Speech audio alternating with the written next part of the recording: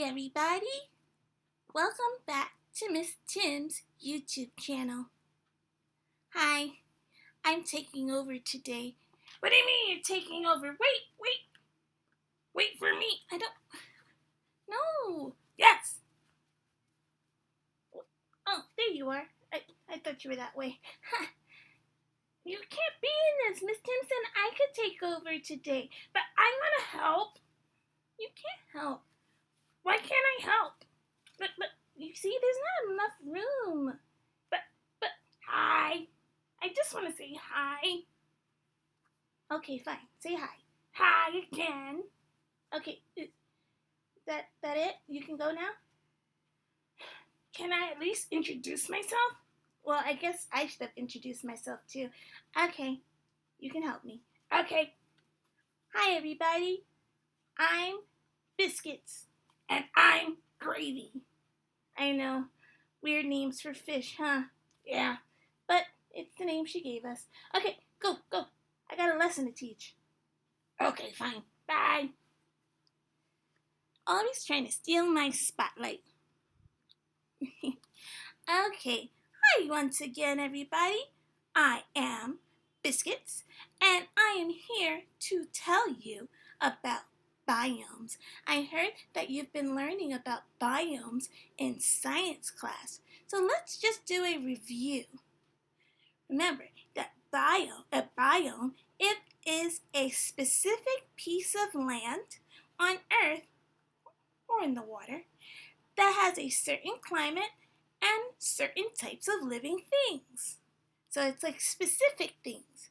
So today we are going to learn about freshwater biomes, and we can find that in a pond. But before we do that, I thought I would sing the biome song to you to help refresh your memories. Okay? Are you ready? Here we go.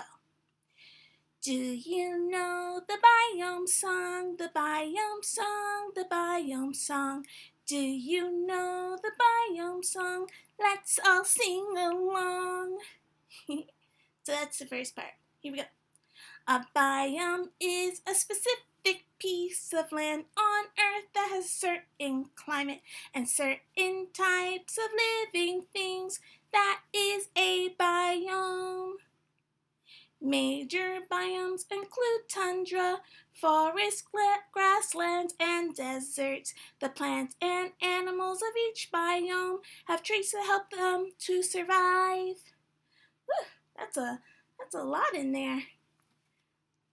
Do you know the biome song, the biome song, the biome song? Do you know the biome song? Let's all sing along. I'm tired now. Oh wait, but we're not finished. Okay, I guess I should continue. Biomes can include rain and trees, ice and snow, sand and leaves, and the animals and plants that survive in these make up a biome. Now you know the biome song, the biome song, the biome song. Now you know the biome song. Thanks for singing along. We did it, we made it. I know there's a lot of information in that song, but that's just information that you had to review, right? Gravy. Oh, good, she's just calling Gravy. Really, she doesn't know I took over her channel. It was a secret. Biscuit? Shh, don't tell her I'm here. Biscuit, I can see you. Excuse me. Yeah. Why are you on my channel? I was teaching the kids about biomes. Oh, that's nice, but can I have my channel back, please? Okay. Bye, everybody. It's Miss Tim's turn now.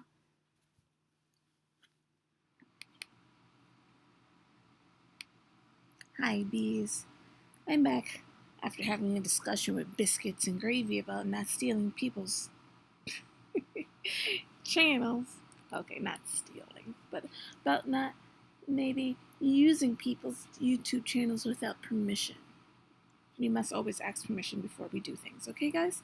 So, with that being said, I know Biscuit started you off on the discussion on biomes, and specifically today we're going to talk about the pond biome, which is a freshwater biome. So freshwater biomes include ponds, lakes, rivers, and wetlands.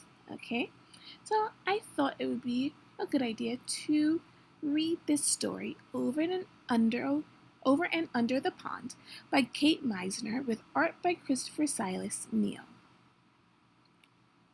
So let's set the mood.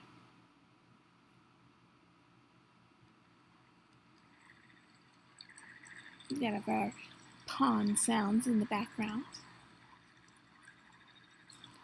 Over and under the pond. Over the pond we slide, splashing through lily pads, sweeping through reeds.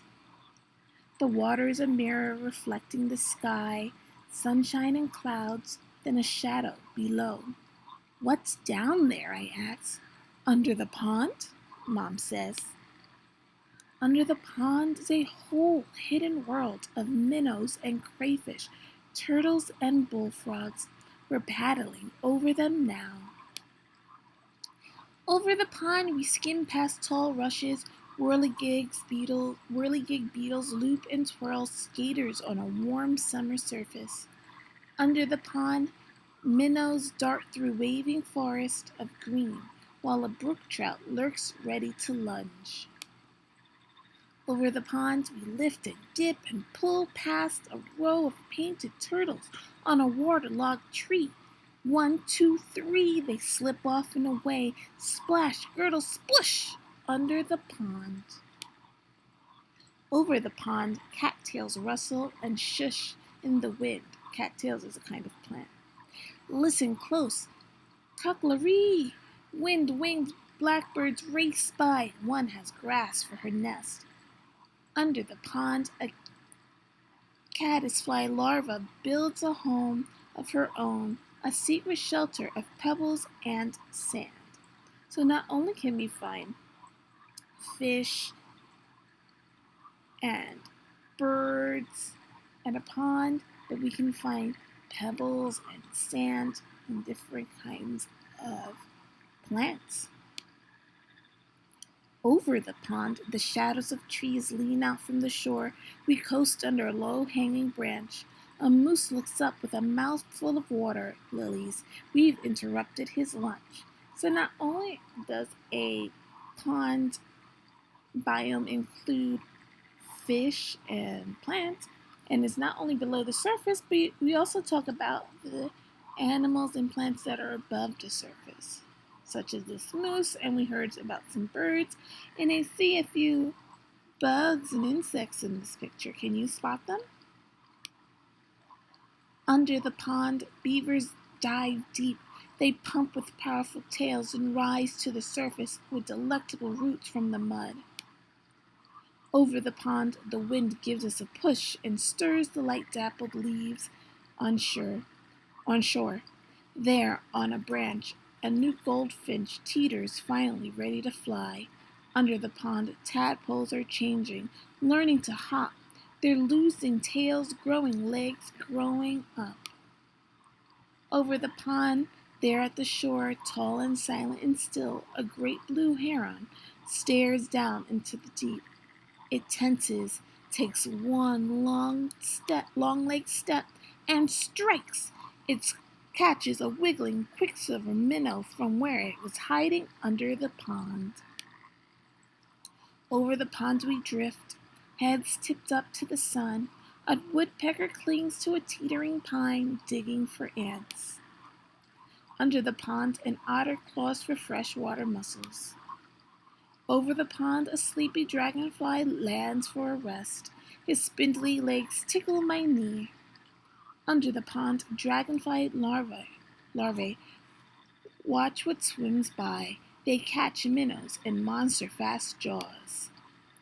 Over the pond the shadows stretch, ospreys circle on quiet wings, raccoons and mink stalk the shoreline for supper. Under the pond, with a flip of a tail, a crayfish disappears in the dark. Over the pond we head for home. We glide, swish, bump, right up onto the shore as a far-off loon calls good night. The sky turns from sunset to dusk to dark. Night settles over the pond. The prowling catfish and drowsy turtles, the scuttling crayfish and tadpoles turn frogs, wading herons and stalking raccoons, and the hidden world under the pond. So that is the end. As you can see, we have an author's note, and it says, ponds and other wetlands provide homes for plants and animals around the world.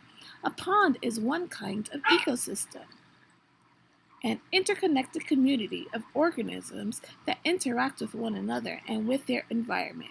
If you look back through the story, you'll find many examples of those interactions, from the blackbird gathering grass for her nest to the many animals eating plants and other animals as part of the food chain. In a pond ecosystem, and we focus on biome, producers like plants and plankton make their own food using sunlight, water, carbon dioxide from the air, and nutrients from the soil or water. Herbivores like the fish, birds, beavers, and moose in the story get their energy from eating plants. Herbivores only eat plants. Carnivores like the great blue heron, otter, and raccoon eat both plants and animals. And at the bottom of the pond are decomposers, bacteria and fungi that break down dead and decayed plants and animals to return nutrients to the soil so the cycle can start all over again. Sometimes ecosystems are threatened by pollution or loss of habitat, but when things are going well, every organism has a job to do, and together they keep their pond healthy.